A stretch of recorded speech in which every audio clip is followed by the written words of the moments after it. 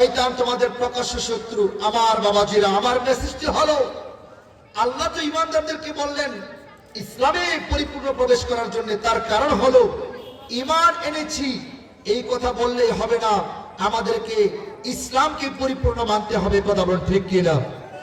আজকে আমরা ঈমান এনেছি, নিজের নামের শুরুতে মুহাম্মদ, নিজেকে পরিচয় দিই মুমিন, নিজের পরিচয় দিই মুসলিম, কিন্তু বড় আফসোস এবং দুঃখের বিষয় ইসলামটা আমরা চিনলাম না, ইসলামটা এখন আমরা আঁকড়ে ধরতে পারলাম না। কথা বলেন ঠিক কিনা? হ্যাঁ ছাত্র ভাইরা, কথা বলতে হবে ঠিক কিনা? আমার সাথে মাত্র 2 মিনিট একটু সময় দেন। ঠিক বেঠিক একটু আওয়াজ করে বলবেন। ইসলামের মধ্যে আল্লাহ পরিপূর্ণভাবে প্রবেশ করতে বলা হয়েছে।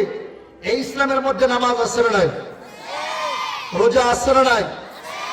যাকাত আছে না নাই? আমার বাবা, যারা ইসলামের মধ্যে পর্দা আছে না নাই?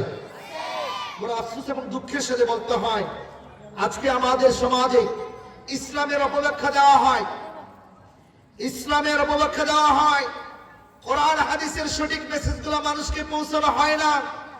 যুগে যুগে নবী রাসূল মানুষকে ইসলামের দাওয়াত দিয়েছে, হক্কানি আল্লাহওয়ালা দাওয়াত দিয়েছে।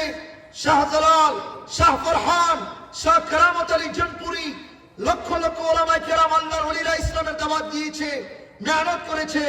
আজকে সেই দিন ইসলামের মধ্যে আমরা দেখতে পাচ্ছি কিছু আউল, কিছু বাউল নামের শিল্পীরা ইসলামের অপব্যাখ্যা করে দেশের মধ্যে বিশৃঙ্খলা সৃষ্টি করতেছে। কথা বল ঠিক কিনা?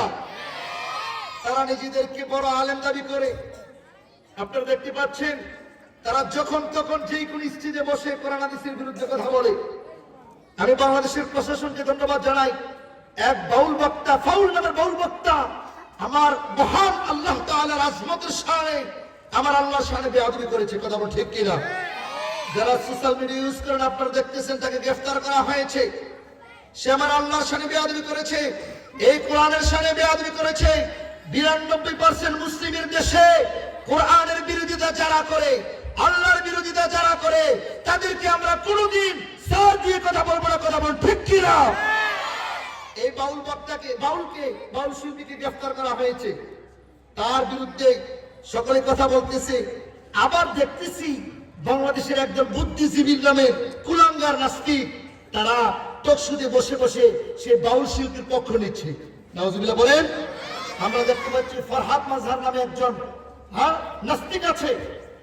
আগে ছিল শাহরিয়ার কবির নাস্তিকরা, এখন ফরহাদ মাজহারের মতো তারা এই বাউলের পক্ষে নিয়েছে। আমার শেখ আল্লামা ডক্টর আব্বাসী এই বাউল শিল্পীর বিরুদ্ধে কঠিন বক্তব্য রেখেছেন। ফরহাদ মাজহার